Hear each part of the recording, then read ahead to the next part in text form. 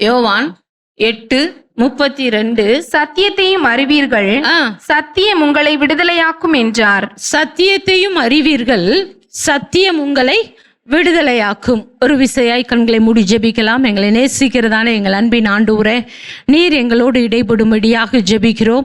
அடிமையை மறைத்து நீர் வெளிப்படுவீராக. உம்முடைய நாமம் மகிமைப்படட்டும். இயேசுவின் மூலம் ஜெபங்களும் ஜீவன்ல நல்ல பிதாவே, ஆமேன், ஆமேன்.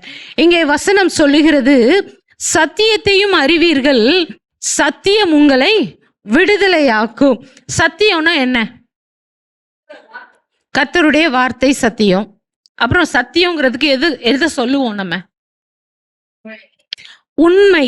சத்தியம்னா உண்மை, அதுக்கு மாறா ஒண்ணுமே இல்லை. அதுதான் உண்மையானது. அதை யாராலும் என்ன செய்ய முடியாது? மாற்ற முடியாது. அது மாறாதது. அதுதான் என்னது? சத்தியம். இயேசு சொல்றாரு யோவான் 14:6 நானே வழியும் சத்தியமும் ஜீவனுமாய் இருக்கிறேன், என்னை அல்லாமல் ஒருவனும் பிதாவினிடத்தில் வரான். அப்போ இயேசு தான் யாரு? சத்தியம். அவர் யாரு? சத்தியம்னா என்ன? உண்மை. அப்போ இயேசு யாரு? உண்மை உள்ளவர். அப்போ சத்தியத்தை அறிவீர்கள், சத்தியத்தையும் அறிவீர்கள், சத்தியம் உங்களை விடுதலையாக்கும். இயேசு நம்ம விடுதலையாக்க உண்மை உள்ளவராய் இருக்கிறார். ஹல்லேலூயா. அதுதான் வசனத்துல சொல்லப்பட்டு இருக்கிறது. சத்தியத்தையும் அறிவீர்கள், சத்தியம் உங்களை விடுதலையாக்கும். என்னது சத்தியம்? நானே வழியும் சத்தியமும் ஜீவனுமாய் இருக்கிறேன் என்பது இயேசு சொன்ன சத்தியம். அந்த சத்திய வார்த்தைய நம்ம விசுவாசிக்கும் பொழுது நம்முடைய வாழ்க்கையில விடுதலை இருக்கிறது. அந்த யோவான் 8:36 பாருங்க, குமாரன் உங்களை விடுதலையாக்கினால் மெய்யாகவே விடுதலையாவீர்கள். அவர் இயேசு நம்மளை விடுதலையாக்கினா அந்த விடுதலை எப்படிப்பட்ட விடுதலை? மெய்யாகவே. அங்க என்ன இல்ல? பொய் இல்ல. வேற்றுமையின் நிழல் கூட அவரிடத்துல கிடையாது. மனம் மாற அவர் ஒரு மனிதன் அல்ல. அவர் சொல்லியும் செய்யாதிருப்பாரோ? இல்ல, அவர் சொன்னதை என்ன செய்வார்? கட்டாயம் செய்வார். இங்கே வசனம் சொல்லுகிறது, குமாரன் விடுதலையாக்கினால் மெய்யாகவே நீங்கள் விடுதலை ஆவீர்கள். ஹல்லேலூயா. இந்த இதுல பாத்தீங்கன்னா என்ன விடுதலை நமக்கு தேவைன்னு நீங்க நினைக்கிறீங்க? ஒரு மனுஷனுக்கு விடுதலை எதுலலாம் வேணும்னு நீங்க நினைக்கிறீங்க? ஆவியில விடுதலை வேணும், வியாதியில இருந்து விடுதலை வேணும், ஜென்ம ஸ்பாவத்தில இருந்து விடுதலை வேணும், பாவத்திலிருந்து விடுதலை வேணும். இப்படி எல்லாவற்றிற்கும் விடுதலை தர என் இயேசு போதுமானவராய் இருக்கிறார். அல்லேலூயா. நீங்க சொன்ன மாதிரி வியாதி, அப்புறம் ஆவியில விடுதலை, எல்லாவற்றிலையும் விடுதலை கொடுக்க அவர் போதுமானவராய் இருக்கிறார். அவருடைய விடுதலை அது மெய்யான விடுதலை. ஹல்லேலூயா. அடுத்ததா அதுல சொன்னோம், பாவத்துல இருந்து என்ன வேணும்? விடுதலை. அந்த பாவத்திலிருந்து விடுதலை நமக்கு எப்படி கிடைக்குன்னா 1 யோவான் 1:7 சொல்லப்பட்டு இருக்கிறது, இயேசு கிறிஸ்துவின் இரத்தம் சகல பாவங்களையும் நீக்கி நம்மை சுத்திகரிக்கிறதா இருக்கிறது. நம்மளை விடுதலையாக்க, பாவத்திலிருந்து விடுதலையாக்கும்படியாக என் தேவன் இயேசு அவர் என்ன சிந்தினார்? தன்னுடைய சொந்த இரத்தத்தையே சிலுவையில என்ன செஞ்சாரு? சிந்தி நம்ம என்ன செஞ்சிருக்கிறாரு? மீட்டெடுத்திருக்கிறார். எப்படி? அவருடைய இரத்தத்தினால நம்ம கழுவப்படும் பொழுது பாவத்திலிருந்து விடுதலையாக்கப்படுகிறோம். ஹல்லேலூயா. அது எப்படி அப்படின்னா, அந்த இதுல பாத்தீங்கன்னா ரோமர் 6:22 சொல்லப்பட்டு இருக்கிறது, பாவத்தினின்று விடுதலையாக்கப்பட்டு தேவனுக்கு அடிமைகள் ஆனதினால் பரிசுத்தமாகுதல் உங்களுக்கு கிடைக்கும் பலனாயிருக்கிறது. பாவத்தினின்று நம்ம விடுதலையாக்கப்படும் பொழுது நம்ம யாருக்கு அடிமையாகிறோம்? ஆண்டவருக்கு அடிமைகள் ஆகிறோம். அப்போ நான் பாவத்துக்கு என்னதான் இருக்க முடியாது? அடிமையா இருக்க முடியாது. இயேசு கிறிஸ்துவின் ரத்தம் சகல பாவங்களை நீக்கி என்னை சுத்திகரித்து பாவத்திலிருந்து விடுதலையாக்கும் பொழுது நான் பாவத்திலிருந்து விடுதலையாக்கப்படுகிறேன். அந்த விடுதலையை பெற்ற நான் தேவனுக்கு அடிமையா இருக்கிறேன். அப்படி நான் தேவனுக்கு அடிமை ஆகிறதுனால பரிசுத்தமாகுதல் நமக்கு கிடைக்கிற பலனா இருக்கிறது. பாவத்திலிருந்து விடுதலை ஆக்கப்படும் பொழுது நமக்கு என்ன உண்டாகிறது? பரிசுத்தம் உண்டாகிறது. அந்த பரிசுத்தம் நமக்கு கிடைக்கிறதுனால அதனுடைய முடிவோ நமக்கு நித்திய ஜீவனா இருக்கிறது. அவர் பாவத்திலிருந்து விடுதலையாக்கி நமக்கு நித்திய ஜீவனை தந்தருளுகிறவரா இருக்கிறார். அல்லேலூயா. அந்த 23வது வசனத்துல பாத்தீங்கன்னா சொல்லப்பட்டிருக்கிறது, பாவத்தின் சம்பளம் மரணம், தேவனுடைய கிருபை வரமோ நம்முடைய கர்த்தராகிய இயேசு கிறிஸ்துவினால் உண்டான நித்திய ஜீவன். பாவத்தின் சம்பளம் என்னது? மரணம். அப்போ பாவ வாழ்க்கையில இருக்கும் பொழுது நமக்கு என்னதான் இருக்கு? மரணம். ஆனா அந்த மரண வாழ்க்கையில இருந்து, அந்த மரணத்தில இருந்து தேவன் விடுதலை ஆக்கும்படியாக தான் இந்த உலகத்திற்கு வந்து உங்களுக்காகவும் எனக்காகவும் காயப்பட்டு அவர் நம்முடைய அக்கிரமங்களின் நிமித்தம் நொறுக்கப்பட்டார். நம்முடைய மீறுதல்களின் நிமித்தம் அவர் காயப்பட்டார், நொறுக்கப்பட்டார். அவரை விட்டு நம்முடைய முகத்தை என்ன செஞ்சோம்? மறைத்தோம். அவ்வளவு தூரமாய் நமக்காக அவர் என்ன செஞ்சார்? இரத்தம் சிந்தினார். இங்கே வசனம் சொல்லுகிறது, பாவத்தின் சம்பளம் மரணம், ஆனா கர்த்தராகிய இயேசு கிறிஸ்துவினால் நமக்கு நித்திய ஜீவன் உண்டாயிருக்கிறது. ஹல்லேலூயா. அதுல சொல்லப்பட்டிருக்கிறது, நம் ஆண்டவர் கிறிஸ்து இயேசுவோடு இணைந்து வாழும் நிலை வாழ்வை தேவன் நமக்கு தந்திருக்கிறார்.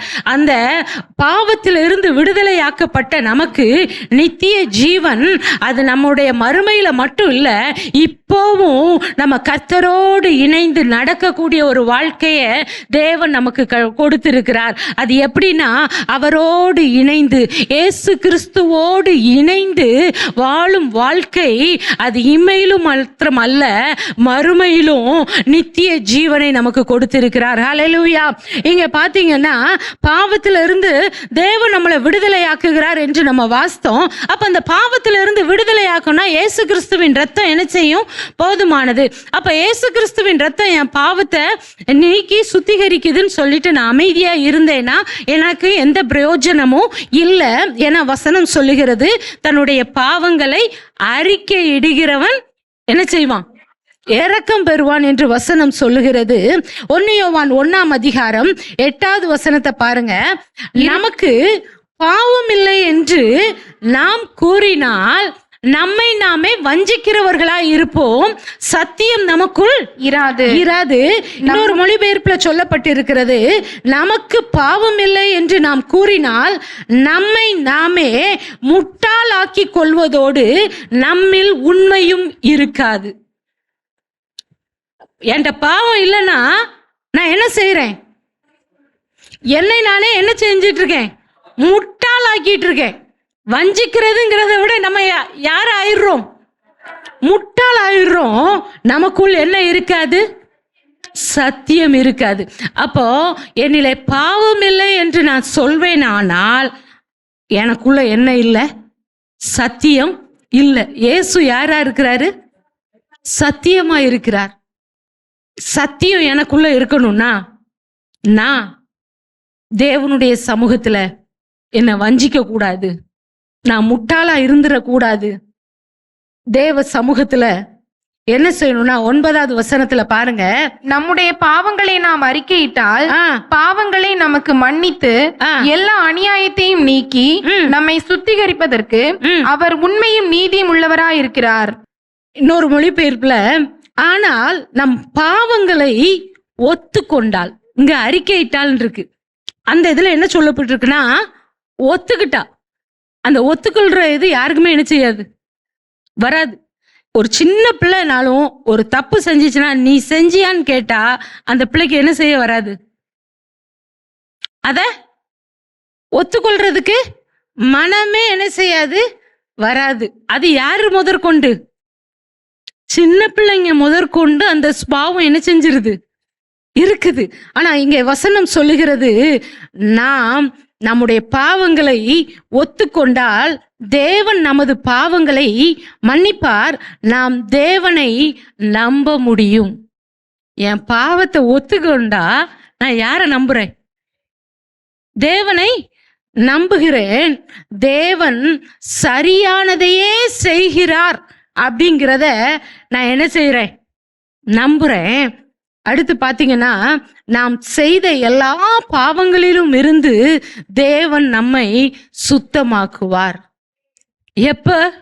இயேசு கிறிஸ்துவின் ரத்தம் சகல பாவங்களையும் நீக்கி நம்மை சுத்திகரிக்கும். ஆனா நான் தேவ சமூகத்துல என் பாவத்தை என்ன செய்யணும்? ஒத்துக்கொள்ளணும். நான் எந்த தப்புமே செய்யல, எனக்கு ஏன் இப்படி தண்டனை அப்படின்னு நம்ம துணிகரமா என்ன செய்யக்கூடாது? சொல்ல கூடாது. அதுவே என்னதுதான்?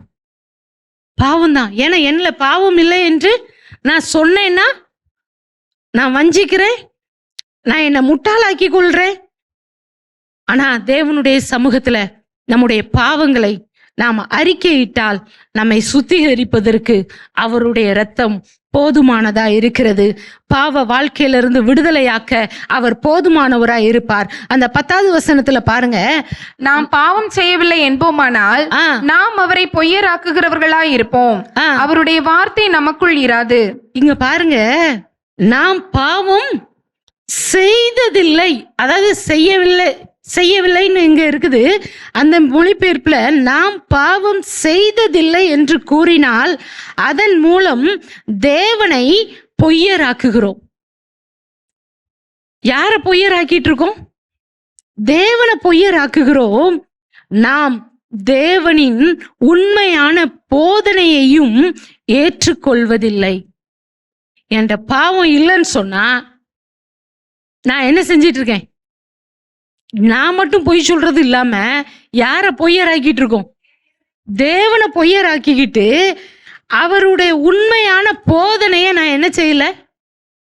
ஏற்றுக்கொள்ளவில்லை. அவர் எப்படிப்பட்டவரா இருக்கிறாரு? அவர் உண்மை உள்ளவர், அவர் சத்தியம், அவர்தான் சத்தியம். அந்த சத்தியத்தை நான் என்ன செய்யறது இல்லை? ஏற்றுக்கொள்வது இல்லை. இதற்கு ஒரு எக்ஸாம்பிளா லூக்கா 18ஆம் அதிகாரம் 10-13 வரைக்கும் பாருங்க. 2 மனுஷர் ஜெபம் பண்ணும்படி தேவாலயத்துக்கு போனார்கள். ஒருவன் பரிசேயன், மற்றவன் ஆயக்காரன். பரிசேயன் என்று, தேவனே, நான் பரிகாரர், அநியாயக்காரர், விபச்சாரக்காரர் ஆகிய மற்ற மனுஷரை போலவும் இந்த ஆயக்காரனை போலவும் இராததினால் உம்மை ஸ்தோத்தரிக்கிறேன். வாரத்தில் 2 தரம் உபவாசிக்கிறேன். என் சம்பாத்தியத்தெல்லாம் தசம பாகம் செலுத்தி வருகிறேன் என்று தனக்குள்ளே ஜெபம் பண்ணினான். ஓகே, என்னன்னா ஒரு பரிசேயனும் வரி வசூலிப்பவனும் அவங்க ஜெபிக்கிறாங்க. தேவாலயத்துக்கு பிரார்த்தனை செய்ய சென்றார்கள். அந்த வரி வசூலிப்பவனுக்கு சற்று தொலைவில் பரிசேயன் தனிமையாக நின்று கொண்டான். அவன், தேவனே, நான் மற்ற மக்களை போன்று தீயவனாக இல்லாதிருப்பதால் உங்களுக்கு நன்றி சொல்லுகிறேன். இவன் என்ன சொல்றான்? பரிசேயன், மற்றவங்கள மாதிரி நான் என்ன செய்யல, தீயவனாக இல்லாததற்காக நான் உமக்கு நன்றி சொல்லுகிறேன். அப்போ மற்றவங்களாம் யாரு? பாவிகள். நான் யாரு? நான் பாவம் செய்யாதவன். அடுத்து சொல்றாரு, திருடுகிற, ஏமாற்றுகிற, தீய ஒழுக்கத்தில் ஈடுபடுகிற மக்களை போன்றவன் அல்ல நான். யார் இல்லையா? தீயவன் இல்லையா? திருடுகிறவன் இல்லையா? ஏமாற்றவங்க கூட்டத்துல இல்ல. நான் தீய ஒழுக்கத்துல இருக்கிற மக்களை போல நான் இல்ல. இவர் என்ன செஞ்சிட்டு இருக்கிறாரு? அதாவது அவருடைய நீதி என்கிட்ட என்ன இல்லை, பாவம் இல்லை, நான் எந்த தப்பும் செய்யல. இந்த வரி வசூலிப்பவனை காட்டிலும் நான் நல்லவனாக இருப்பதால் உங்களுக்கு நன்றி சொல்லுகிறேன். நான் நல்லவன். இவர் சொல்றாரு, அவர் எப்படிப்பட்டவரா? நல்லவன். அவனை மாதிரி நான் இல்லை, அவனை மாதிரி நான் அந்த தப்பு பண்ணல, மற்றவங்களை மாதிரி நான் இந்த தப்பு பண்ணல என்று அவர் என்ன செஞ்சிட்டு இருக்கிறாரு? தன்னை தேவனுடைய சமூகத்துல அவர் தன்னை யாரா நிரூபிச்சிட்டு இருக்கிறாரு? நீதிமானா என்ன செஞ்சிட்டு இருக்காரு? நிரூபிச்சிட்டு இருக்கிறாரு. ஆனா வசனம் சொல்லுகிறது இவர் அல்ல. அந்த ஆயக்காரன் என்ன சொல்றாரு? அவர் வானத்தை கூட ஏறெடுத்து பார்க்கவில்லை. அவன், தேவனே என்மேல் இரக்கமாக இருங்கள், நான் ஒரு பாவி அப்படின்னு சொல்லிட்டு மார்பில் அடித்து கொண்டு கதறினான். அவன் சொல்றான், நான் நல்லவன், பாவி இல்ல, தீய குணம் என்கிட்ட இல்ல. ஆனா ஆயக்காரன் சொல்றாரு, என்ன சொல்றாரு? நான் பாவி, பாவியிலையும் பிரதான பாவி நான். பவுல் சொல்றாரு பாத்தீங்களா? இங்க இவர் என்ன சொல்றாரு? நான் பாவி. தேவ சமூகத்தில் இப்படி நாம போய் நிற்கும் பொழுது நாம விடுதலையாக்கப்பட்டவர்களாய் கடந்து செல்லுவோம். ஹல்லேலூயா. இங்க பாத்தீங்கன்னா இவர்தான் தேவனிடத்திலிருந்து ஆசீர்வாதத்தை பெற்றுக்கொண்டவராக கடந்து சென்றார். இதை குறித்து நம்ம இன்னும் அடுத்த ஒரு பகுதியில நான் டச் பண்றேன். இப்போ பாத்தீங்கன்னா இங்கே பாவ வாழ்க்கையில இருந்து தேவன் ஒரு மனிதனை விடுதலையாக்குகிற ஒரு இதை நம்ம என்ன செஞ்சோம்? பார்த்தோம். பாவத்துல இருந்து விடுதலை ஆகணும்னா நம்ம முதல்ல தேவ சமூகத்துல நம்ம பாவத்தை ஒத்துக்கொண்டு அதை அறிக்கை செய்து நம்ம ஜெபிக்கும் பொழுது, நம்ம ஆண்டவருக்கு முன்பதாக நம்மை தாழ்த்தும் பொழுது அவர் நம்முடைய பாவத்தை அவருடைய சொந்த இரத்தத்தினால கழுவி சுத்திகரிப்பதற்கு அவர் போதுமானவராய் இருக்கிறார். அடுத்து பாத்தீங்கன்னா பாவத்திலிருந்து தேவன் விடுதலை கொடுக்கிறார். இன்னொன்னு பாத்தீங்கன்னா பிசாசின் போராட்டத்தில இருந்து தேவன் விடுதலை கொடுக்க போதுமானவராய் இருக்கிறார். ஹல்லேலூயா. பிசாசின் போராட்டத்துல பிடிக்கப்பட்டிருக்கிற ஜனங்களை விடுதலையாக்க அவர் போதுமானவர். 1 யோவான் 3ஆம் அதிகாரம் 8வது வசனத்தை பாருங்க. துவக்கத்தில் இருந்தே பிசாசு பாவம் செய்து கொண்டிருக்கிறான். பாவத்தை தொடர்ந்து செய்யும் மனிதன் பிசாசுக்குரியவன். இயேசு பாவத்திலிருந்து என்னை விடுதலை ஆக்கிட்டாரு. ஆனா நான் தொடர்ந்து பாவத்தையே நான் செஞ்சிட்டே இருக்கிறேன்னா பிசாசுடைய கிரியைக்கு நான் என்ன செய்கிறேன்? அடிமையாகிறேன். பிசாசின் கிரியைக்கு நான் உட்படுகிறேன். இங்க வசனம் சொல்லுகிறது, துவக்கத்தில் இருந்தே பிசாசு என்னதான் செஞ்சிட்டு இருந்தான்? அவன் ஆரம்பமே எங்கதான் வந்துச்சு? பாவத்துலதான். அந்த பாவத்தை தொடர்ந்து செய்யும் மனிதனும் பிசாசுக்குரியவன். தேவகுமாரன் பிசாசின் செயலை அழிக்கும் பொருட்டே வந்தார். ஹல்லேலூயா. இயேசு இந்த உலகத்திற்கு வந்ததின் நோக்கம் பிசாசினுடைய கிரியைகளை அழிக்கும்படிக்கே தேவகுமாரன் வெளிப்பட்டார். ஹல்லேலூயா. அப்போ பிசாசின் போராட்டத்துல இருக்கிற ஜனங்களை தேவன் விடுதலையாக்க போதுமானவராய் இருக்கிறார். ஏன்னா அவர் வந்ததின் நோக்கத்தில் அதுவும் ஒன்று. அவர் பிசாசின் கிரியைகளை அழிக்கும்படியாக இந்த உலகத்திற்கு வந்தார். இந்த லூக்கா 13ஆம் அதிகாரம் 11வது வசனத்துல பாருங்க. லூக்கா 13:11. அப்பொழுது 18 வருஷமாய் பலவீனப்படுத்தும் ஆவியை கொண்ட ஒரு ஸ்திரீ அங்கே இருந்தாள். அவள் எவ்வளவும் நிமிரக்கூடாத கூனியா இருந்தாள். இயேசு அவளை கண்டு தம்மிடத்தில் அழைத்து, ஸ்திரீயே, உன் பலவீனத்தினின்று விடுதலையாக்கப்பட்டாய் என்று சொல்லி அவள் மேல் தமது கைகளை வைத்தார். உடனே அவள் நிமிர்ந்து தேவனை மகிமைப்படுத்தினாள். இங்கே ஒரு பிசாசினால் ஆகிய அசுத்த ஆவியை தன்னுள்ளே கொண்டிருந்த ஒரு பெண் அந்த ஜெப ஆலயத்துல இருந்தா. அப்போ சிலர் சொல்லுவாங்க, ஜெப ஆலயத்துக்குள்ள பிசாசு வராதும்பாங்க. ஆனா ஜெப ஆலயத்துக்குள்ள ஒரு பெண் பிசாசு பிடித்த ஒரு பெண் இருந்தா. அது எத்தனை வருஷமா? 18 வருஷமா அது என்ன செஞ்சிட்டு இருந்துச்சு? அந்த பெண்ணை பலவீனப்படுத்திட்டே இருந்துச்சு. பிசாசு ஒரு மனுஷனுக்குள்ள ஒரு மனுஷிக்குள்ள இருக்குமே ஆனால் அவங்கள அது என்ன செஞ்சிட்டே இருக்கும்? பலவீனப்படுத்தும். பலவீனப்படுத்துறது யார் வேலை? பிசாசின் வேலை. அது எத்தனை வருஷமா? 18 வருஷமா. இங்கே பலவீனப்படுத்துகிற ஆவியை உடைய அந்த பெண்ணை இயேசு என்ன செஞ்சாரு? இயேசு அவளை கண்டு தம்மிடத்தில் அழைத்து, ஸ்திரீயே, உன் பலவீனத்தினின்று விடுதலையாக்கப்பட்டாய் என்று சொல்லி அவள் மேல் தமது கைகளை வைத்தார். உடனே சொல்றாரு, உன் பலவீனத்திலிருந்து விடுதலையாக்கப்பட்டாய். பலவீனத்தோடு நீங்க இருக்கீங்களா? உங்க பலவீனத்திலிருந்து விடுதலை வேணுமா? ஆண்டவர் உங்களை விடுதலையாக்க போதுமானவராய் இருக்கிறார்.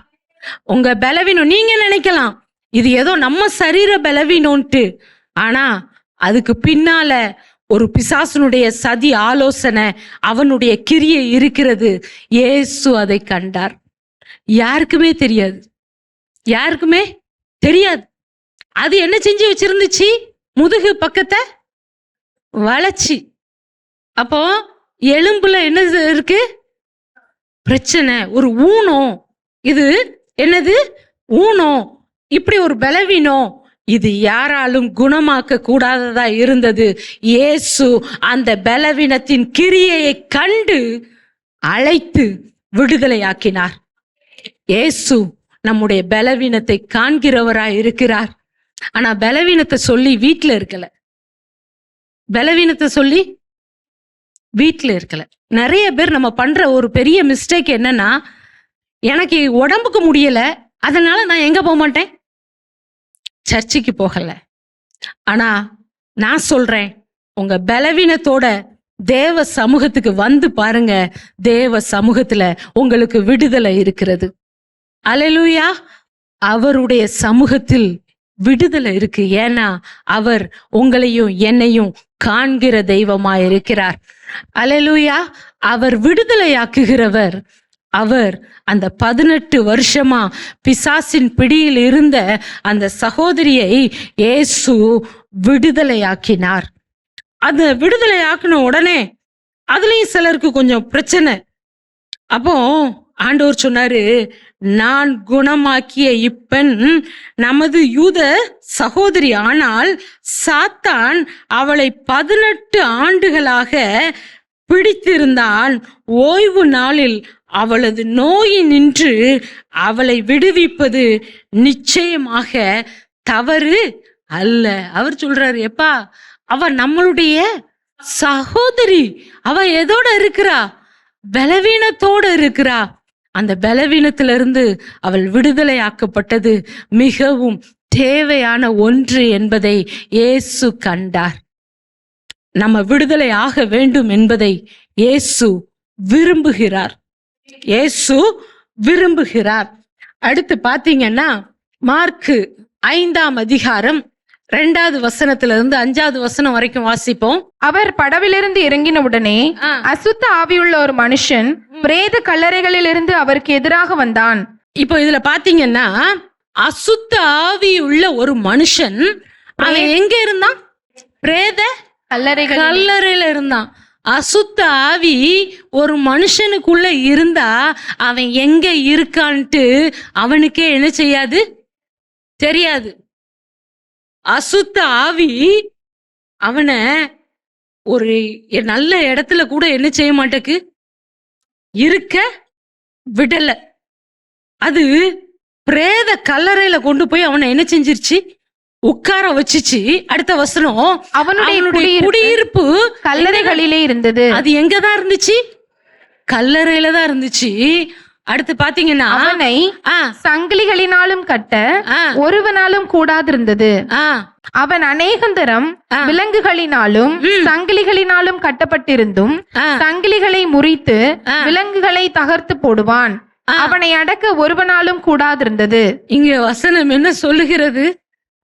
சங்கிலியினால விலங்குனால என்ன செஞ்சாங்களாம்? கட்டியிருந்தாங்களாம். ஆனா அது என்ன செஞ்சுட்டான்? அதையும் அவுத்தரிச்சு அவனை ஒருவனாலும் அடக்க கூடாதிருந்தது. பிசாசு அது அடங்காத ஒரு தன்மையை மனுஷனுக்குள்ள என்ன செஞ்சிருது? வைத்து இருக்கு. அவனை ஒருவனாலும் அடக்க முடியாதபடிக்கு அவன் ஒரு ஆக்ரோஷமான ஒரு கிரியையோட இருந்தான். அதுக்கு அடுத்த வசனத்தை பாருங்க. அவன் எப்பொழுதும் இரவும் பகலும் மலைகளிலும் கல்லறைகளிலும் இருந்து கூக்குரலிட்டு கல்லுகளினாலே தன்னை காயப்படுத்தி கொண்டிருந்தான். பிசாசு என்ன போடுது? கூக்குரல். அது என்ன செய்யுது? கூக்குரல். அது சத்தம் பயங்கரமா என்ன செய்யும்? இருக்கும். அந்த கூக்குரல் போடுறான். அடுத்து பாத்தீங்கன்னா கண்ணை என்ன செஞ்சிட்டு இருக்கான்? காயப்படுத்திட்டு இருக்கான். அவனை போய் யாரும் பிடிக்க போனா என்ன செஞ்சிருவான்? பிடிக்க போனவங்களை காயப்படுத்துவான். ஏன்னா அவனையே அவன் என்ன செஞ்சிட்டு இருக்கான். அப்போ பிசாசு ஒரு மனுஷனை என்ன செஞ்சிட்டு இருக்கு? காயப்படுத்திட்டு இருக்கு. ஆனா இயேசு உங்களுக்கும் எனக்கும் விடுதலை அளிக்கிற தேவனா இருக்கிறார். அல்லேலூயா. இங்கே இந்த பிசாசு இவனை காயப்படுத்தி வச்சிட்டு இருந்துச்சு. அடுத்து பாத்தீங்கன்னா அவன் இயேசுவை தூரத்திலே கண்டபோது ஓடி வந்து அவரை பணிந்து கொண்டு, இயேசுவே, உன்னதமான தேவனுடைய குமாரனே, எனக்கும் உமக்கும் என்ன? என்னை வேதனைப்படுத்தாதபடிக்கு தேவன் பேரில் உமக்கு ஆணை என்று மிகுந்து சத்தமிட்டு சொன்னான். ஏனெனில் அவர் அவனை நோக்கி, அசுத்த ஆவியே, இந்த மனுஷனை விட்டு புறப்பட்டு போ என்று சொல்லியிருந்தார். அசுத்த ஆவி ஒரு மனுஷனை விட்டு வெளியே போறதுக்கு என்ன பாடுபடுத்துது பாருங்க. பயங்கரமா அவனை என்ன செய்யுது? கஷ்டப்படுத்துது. அது போய் அப்படி அவனை வந்து எங்க போய் ஆண்டவருடைய பாதத்துல பணிய வச்சது. எப்படியாவது என்ன செஞ்சிருங்க, விரட்டாம விட்டுருங்க, நான் இருந்துடுறேன் அப்படிங்கிற மாதிரி எல்லாம் போய் என்ன செய்யுது? பண்ணுது. ஆனா ஆண்டவர் சொன்னாரு, அந்த மனுஷனை விட்டு நீ என்ன செய்யணும்? வெளியே போ அப்படின்னு அவர் சொன்னாரு. அதை சொல்லிட்டு உன் பேர் என்னன்னு கேட்டா அது சொல்லுது, நாங்கள் அநேகரா இருக்கிறதுனால என்ன பேர் லேகியோன் என்று லேகியோன் சொன்னிச்சு. தங்களை அந்த திசையிலிருந்து துரத்தி விடாதபடிக்கு அவரை மிகவும் வேண்டிக் கொண்டான். ஆண்டவரை பார்த்து வேண்டிக் கொள்ளுது. எதுக்கு? துரத்துறாதீங்க. ஆனா அது அந்த மனுஷனை என்ன செஞ்சிட்டு இருந்துச்சு? அவனை அலக்கழிச்சிச்சு, காயப்படுத்திச்சு, அவனை நிர்வாணமா கூட வைத்திருந்தது. அவன் இருக்க இடம் கூட தெரியாது இருந்தான். இப்போ இது சொல்லுது, இவனை விட்டு என்ன செஞ்சிடக்கூடாது? துரத்திடக்கூடாது. அடுத்த வசனத்தை பாருங்க. அப்பொழுது அவ்விடத்தில் மலை அருகே அநேகம் பன்றிகள் கூட்டமாக மேய்ந்து கொண்டிருந்தது. ஓகே, இது வந்து நம்ம பார்த்தோம்னா இந்த ஒரு கூட்டமா பண்ணி மேய்ஞ்சிட்டு இருந்துச்சு. அங்க போறதுக்கு கேட்டுச்சு. ஆண்டவர் அனுமதி கொடுத்தார். அந்த பிசாசு அவனை விட்டு என்ன செஞ்சிச்சு? போயிடுச்சு.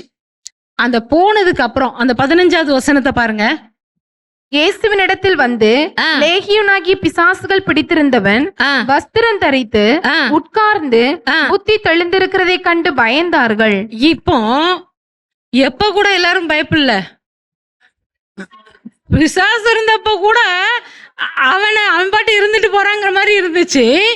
இப்போ இவன் என்ன செஞ்சிருக்கான்?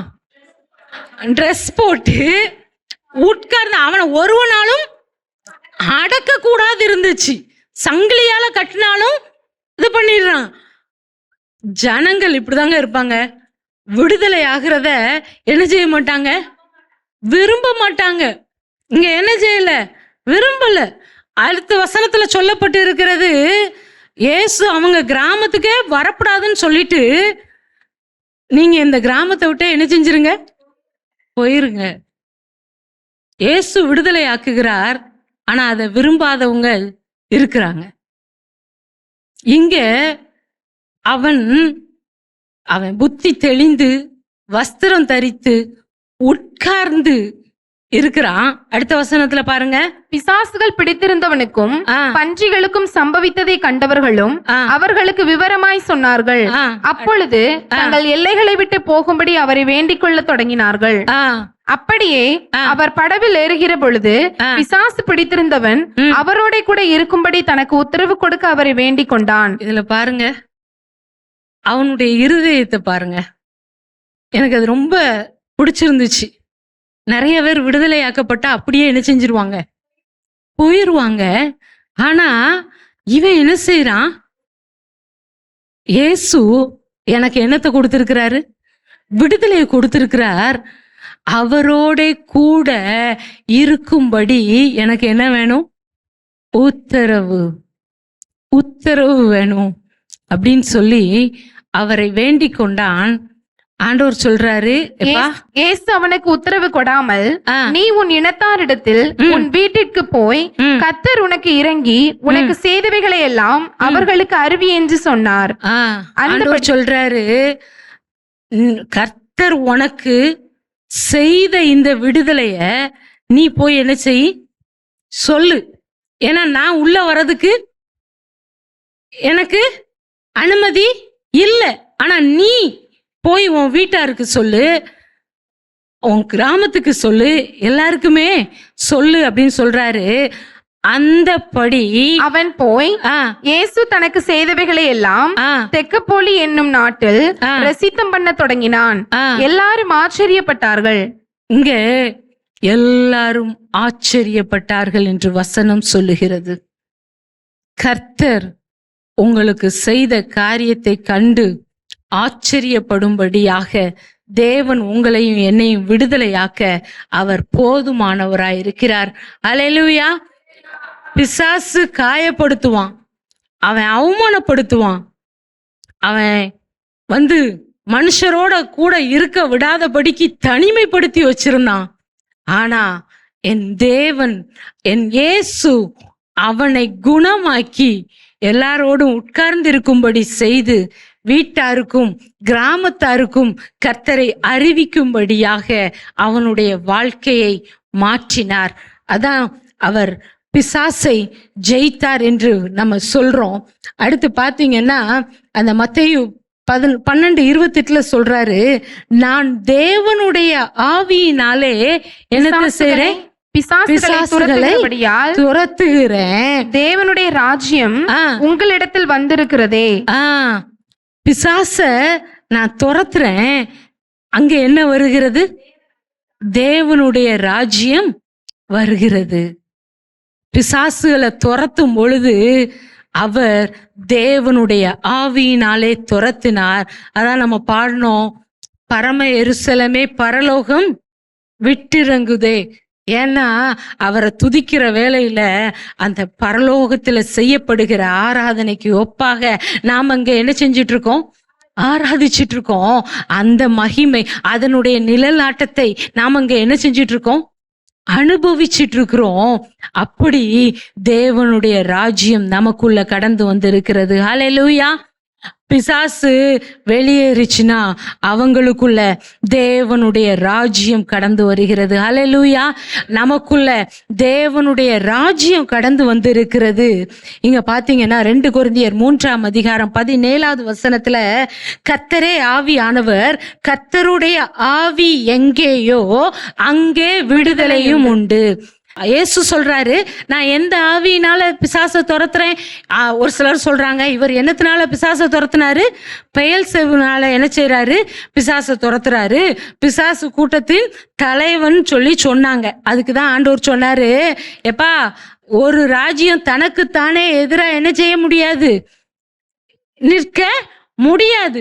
நான் துரத்துகிறது தேவனுடைய ஆவியினாலே துரத்துகிறேன் என்று சொன்னார். இங்கே வசனம் சொல்லுகிறது, கர்த்தருடைய ஆவியானவர், கர்த்தரே ஆவியானவர், கர்த்தருடைய ஆவி எங்கேயோ அங்கே விடுதலை உண்டு. உங்களிடத்துல பரிசுத்த ஆவியானவர் இருக்கிறாரா? உங்களிடத்துல ஆவியானவருடைய கிரியை இருக்கிறதா? உங்களுக்கு விடுதலை இருக்கிறது. அவர் பாவத்திலிருந்து விடுதலை ஆக்குகிறார், பிசாசின் கட்டுகளில் இருந்து இருந்து நம்மளை விடுதலையாக்குகிறார். நமக்கு விடுதலை அது நிச்சயம் உண்டு, அது நிரந்தரமானது, அதுல பொய் இல்லைங்க. ஆண்டவரிடத்துல பொய்யே இல்லை. அப்போ சிலர் கேட்கலாம், நாங்க சர்ச்சுக்கு வரோம், அந்த பிசாசு வெளிப்படுது, அது ஆனா நிரந்தரமா அவங்கள விட்டு வெளியே போகலையே அப்படின்னு சிலருக்குள்ள ஒரு கேள்வி இருக்கலாம். எபேசியர் 4:27 சொல்லப்பட்டு இருக்கிறது, பிசாசுக்கு இடம் கொடாமலும் இருக்கணும். ஏசு பிசாசை என்ன செய்யறாரு? துரத்துறாரு. ஆனா நான் பிசாசுக்கு என்ன செய்யக்கூடாது? இடம் கொடுக்க கூடாது. நான் பிசாசுக்கு இடம் கொடுத்தேன்னா பிசாசு என் கூட இருக்கும். ஆனா நான் பிசாசுக்கு எதிர்த்து நின்னேன்னா அது ஓடிப்போம். வசனம் அதை தான் சொல்லுகிறது. பிசாசுக்கு இடங்கொடாமல் இருங்கள், அதுக்கு எதிர்த்து நிற்கும்படி ஆண்டவர் சொல்றாரு. யோவான் 16:11 சொல்லப்பட்டு இருக்கிறது, அவர் தேற்றரவாளனா. யாரு?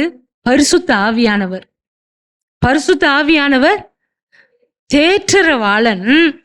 அவர் என்ன செய்வாரு? நீதியை குறித்து, நியாயத்தை குறித்து கண்டித்து உணர்த்துவார். பாவத்தை குறித்து கண்டித்து உணர்த்துவார். அவரு அத எப்படின்னா எக்ஸ்ட்ரா ஃபிட்டிங் கிடையாது. அவர் எக்ஸ்ட்ரா ஃபிட்டிங்லாம் என்ன செய்ய போறதில்ல, சொல்ல போறதில்ல. கர்த்தருடைய வார்த்தை என்ன சொன்னதோ அதுதான் என்ன செய்வாரு? சொல்லுவார். பரிசுத்த ஆவியானவர் இந்த வேதத்துல சொல்லப்பட்ட வார்த்தைகளை நமக்கு நினைப்பூட்டுவார். இந்த சத்திய வார்த்தைகளை நமக்கு நினைப்பூட்டுகிறவராய் இருக்கிறார். ஆனா பரிசுத்த ஆவி நமக்கு நல்ல ஒரு தேற்றரவாளனா ஆண்டவர் கொடுத்திருக்கிறாரு. பிசாசு அப்படி கிடையாதுங்க. அவன் என்ன செய்வானா, நம்மளை பாவம் செய்ய வைப்பான். பாவம் செய்ய வைக்கிறதே யாருதான்? பிசாசு தான். அதனாலதான் ஆண்டவர் சொல்றாரு, பிசாசுக்கு இடம் கொடுக்காதீங்க. அடுத்து பிசாசுடைய தந்திரத்துல ஒண்ணு பாத்தீங்கன்னா பெருமை. என்னது? பெருமை. அவங்களுக்குள்ள என்ன இருக்கும்? பெருமை. பரிசேயன் அந்த பெருமையின் ஆவி நிறைந்தவனாதான் இருந்தான். நிறைய பேருக்கு நான் இவ்வளவு நேரம் என்ன செய்யறேன்?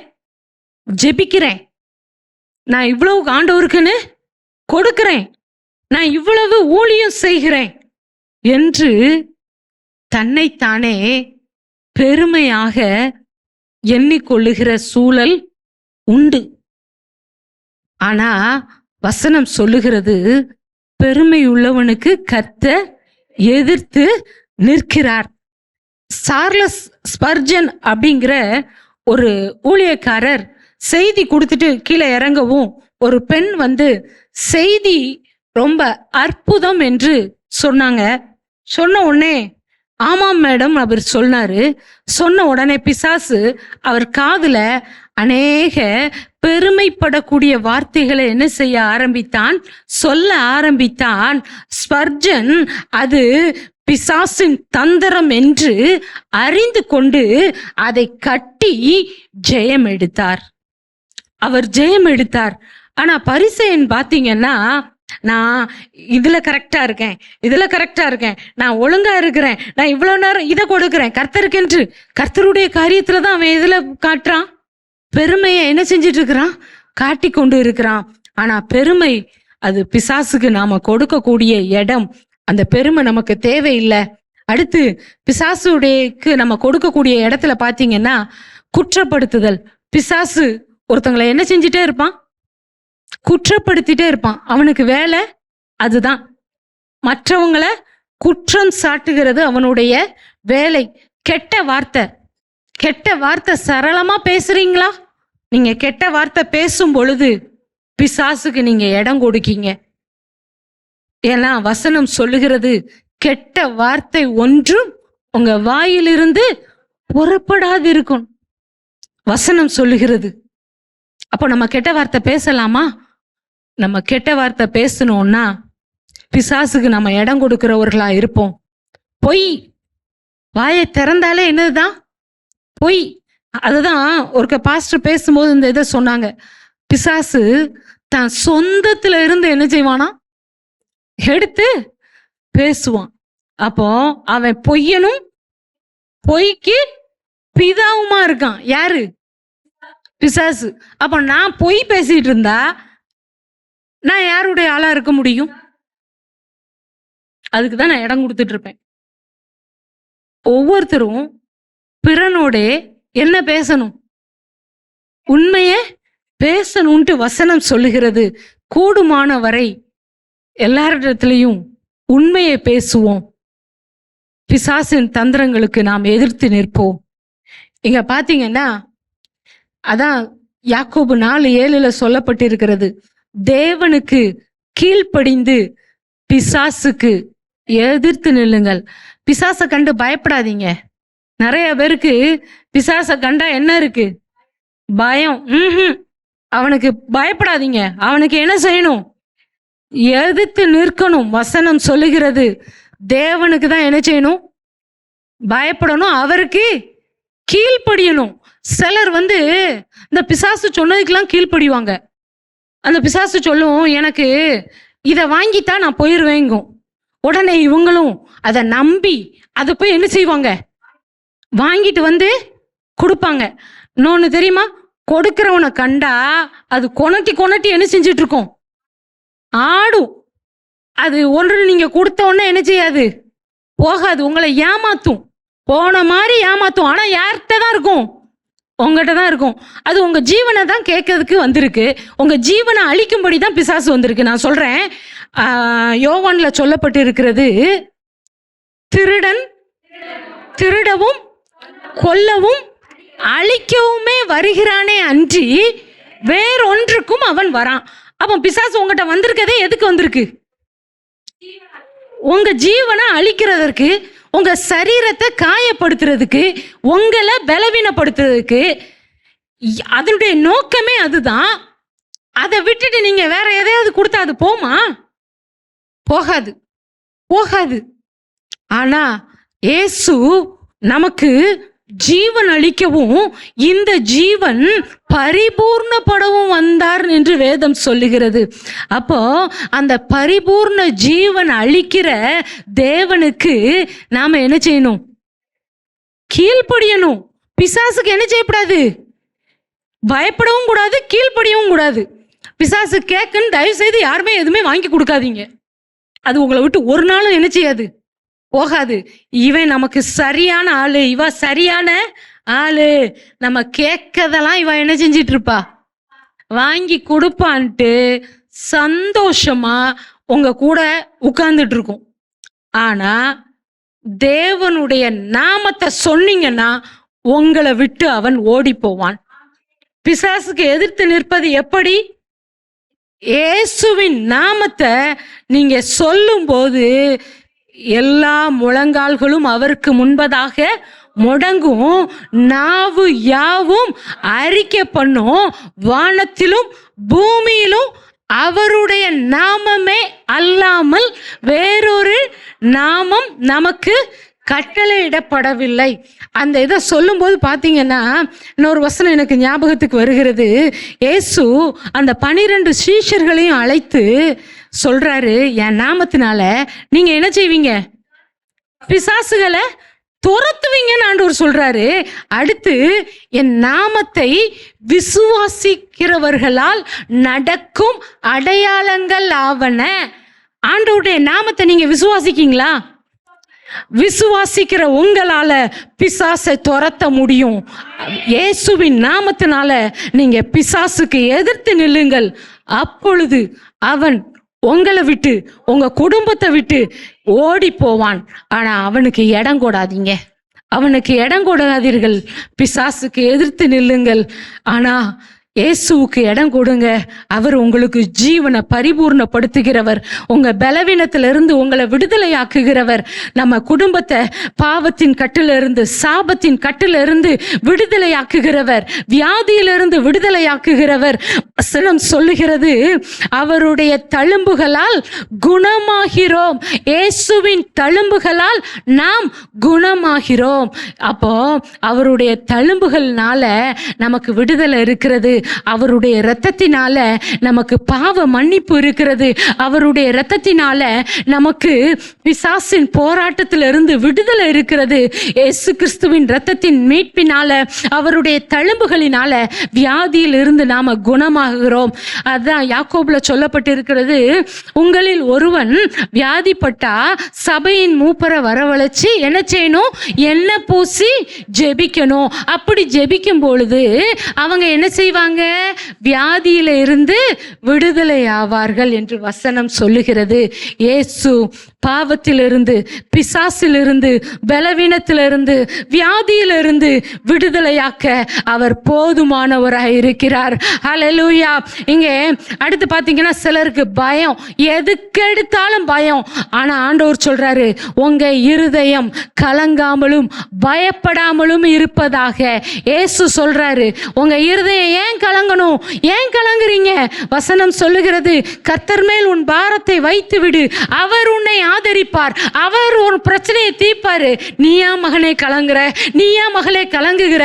உன்னுடைய பாரத்தை, உன்னுடைய கலக்கத்தை, உங்க இருதய கலக்கத்தை அவர் மேல வைத்து விடுங்கள். அவர் அதை சுமந்து, அவர் நமக்கு அதை சரி செய்ய போதுமானவராய் இருக்கிறார். இங்கே அதை தான் சொல்றாரு, உங்க இருதயம் கலங்க வேண்டாம், பயப்படாமல் இருங்கள், பயப்படாமல் இருங்கள். மனுஷனுக்கு பயப்படும் பயம் அது கண்ணியை வருவிக்கும். இன்னொன்னு, பயம் பிசாசுக்கு நீங்க கொடுக்கக்கூடிய ஒரு இடம். அதனால தேவன் உங்களுக்கு பயமுள்ள ஆவியை கொடாமல் அன்பும் பலமும் தெளிந்த புத்தியும் உள்ள ஆவியை கொடுத்திருக்கிறார். அப்போ தெளிந்த புத்தி உள்ளவர்களிடத்துல என்ன இருக்காது? பயம் இருக்காது. உங்களிடத்துல ஆண்டவர் தெளிந்த புத்தியை கொடுத்திருக்கிறாரா? நீங்க பயப்படாதீங்க, நீங்க பயப்படாதீங்க. பிசாசுக்கு பயப்பட வேண்டியதில்லை, வியாதிக்கு பயப்பட வேண்டியதில்லை. நம்மளுடைய சரீரத்தை கொல்லுகிறவர்களுக்கு நாம பயப்பட வேண்டியது அல்ல. ஆத்துமாவை அழிக்க ஒருவருக்கு மாத்திரம்தான் நம்ம பயப்பட வேண்டும் என்று வசனம் சொல்லுகிறது. ஆகவே நாம் பயமுள்ள ஆவியை பெறாமல் அப்பா பிதாவே என்று அழைக்கத்தக்கதாக புத்திர சுவிகாரத்தின் ஆவியை தேவன் நமக்கு தந்திருக்கிறார். அடுத்து பார்த்தீங்கன்னா, ஆண்டவருடைய அற்புதம் என் வாழ்க்கையில நடக்க முடியாதபடிக்கு இருக்கிற தடை என்னன்னா, விடுதலையாக முடியாதபடிக்கு என்கிட்ட இருக்கிற தடை என்னன்னா அவிசுவாசம். அந்த அவிசுவாசம் இருந்துச்சுன்னா தேவனுடைய கிரியை அங்க வெளிப்பட முடியாது.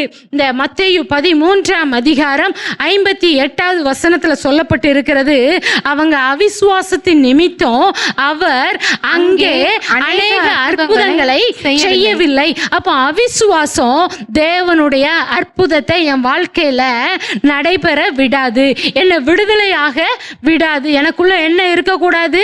அவிசுவாசம் இருக்கக்கூடாது. அந்த இதுல பாத்தீங்கன்னா, அந்த கடுகு விதை அளவு விசுவாசம் உங்களுக்கு இருந்தாலே போதும், இந்த மலையை பார்த்து சமுத்திரத்துல விழுனா அது என்ன செய்யுமா? விழுமா. அப்போ ஆண்டவருடைய நாமத்தின் மேல் விசுவாசம் உள்ளவர்களாய் அவரிடத்தில் நீங்கள் எவைகளை கேட்கிறீர்களோ அவைகளை பெற்றுக்கொண்டீர்கள் என்று வேதம் சொல்லுகிறது. தேவனுடைய சமூகத்தில் முழங்கால் படியிட்டு நம்ம ஜெபிக்கலாமா? ஆண்டவரே, அப்பா, குமாரன் உங்களை விடுதலையாக்கினால் மெய்யாகவே நீங்கள் விடுதலையாவீர்கள் என்று சொல்லப்பட்டு இருக்கிறது. சத்தியத்தையும் அறிவீர்கள், சத்தியம் உங்களை விடுதலையாக்கும். கர்த்தருடைய ஆவியானவர், கர்த்தருடைய ஆவியானவர் எங்கேயோ அங்கே விடுதலை உண்டு என்று சொல்லப்பட்டு இருக்கிறதே. எங்க வாழ்க்கையில உங்களுடைய விடுதலை வேணும். நீங்க ஒருவேளை வியாதியினால கட்டப்பட்டு இருக்கீங்களா? பலவீனத்தினால கட்டப்பட்டு இருக்கீங்களா? ஒருவேளை மன பாரம் உங்களை அமுக்கிட்டு இருக்குதா? என்ன பாரம்? நீங்க எதுல விடுதலையாக வேண்டும் என்று விரும்புகிறீர்கள். நீங்க விடுதலை ஆண்டவர் வியாதியஸ்தர்களை குணமாக்கும் போது கேட்பாரு, நீ குணமடைய வேண்டும் என்று விரும்புகிறாயா? நீ விடுதலையாக வேண்டும் என்று விரும்புகிறாயா? உங்களுக்கு அந்த விருப்பம் இருக்கிறதா? ஆண்டவர் இடத்துல கேளுங்க. ஆண்டவரே, நான் உம்மை விசுவாசிக்கிறேன். ஆண்டவரே, உம்மை விசுவாசிக்கிறேன் அப்பா. என் வாழ்க்கையில ஒரு விடுதலை உண்டாகட்டும், ஒரு விடுதலை உண்டாகட்டும். எல்லா பிசாசின் கட்டுகளும் இயேசுவின் நாமத்தினால முறியடிக்கப்படுவதாக. பலவீனம் பிள்ளைகளை விட்டு மாறுவதாக. ஓ thank you ஜீசஸ், உமக்கு நன்றி அப்பா. விடுதலை உண்டு இயேசு நாமத்தில், விடுதலை உண்டு இயேசு நாமத்தில், விடுதலை உண்டு இயேசு நாமத்தில், இயேசு நாமத்தில் விடுதலை உண்டு இயேசு நாமத்தில், இயேசு நாமத்தில் விடுதலை உண்டு. இலவசமாய் விடுதலை உண்டு, நிச்சயமாய் விடுதலை உண்டு, இப்பொழுதே உண்டு இயேசு நாமத்தில், விடுதலை உண்டு, இப்பொழுதே உண்டு இயேசு நாமத்தில். எங்களை நேசிக்கிறதான எங்கள் அன்பின் ஆண்டவரே அப்பா, எங்கள் பிள்ளைங்களுக்கு உம்முடைய விடுதலை வேணும் ஆண்டவரே. உம்முடைய விடுதலை வேணும்ப்பா. பலவீனத்திலிருந்து விடுதலை வேணும், பாவ வாழ்க்கையிலிருந்து விடுதலை வேணும், பிசாசின் போராட்டத்திலிருந்து விடுதலை வேணும் ஆண்டவரே.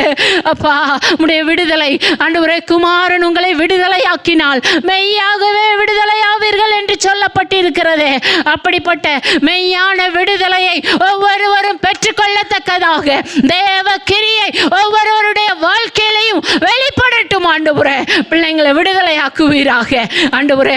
அப்பா ஆண்டவரே, வருட கணக்கா மாத கணக்கா பிள்ளைங்க கட்டப்பட்டு இருக்கிறாங்கப்பா. கட்டுகள் நீங்கட்டும் ஆண்டவரே, பிள்ளைகளுடைய கட்டுகள் நீங்கட்டும் அப்பா. நீர் விடுதலை தந்து வழி நடத்தும்படியாய் ஜெபிக்கிறோம். உம்முடைய அற்புத விடுதலை ஒவ்வொருவரும் பெற்றுக்கொள்ள உதவி செய்யுங்கப்பா. நீர் உலகம் பிசாசு மாமிசத்தை ஜெயித்தது போல நாங்களும் ஜெயிக்க தேவன் எங்களுக்கு உதவி செய்யும்படியாய் ஜெபிக்கிறோம்.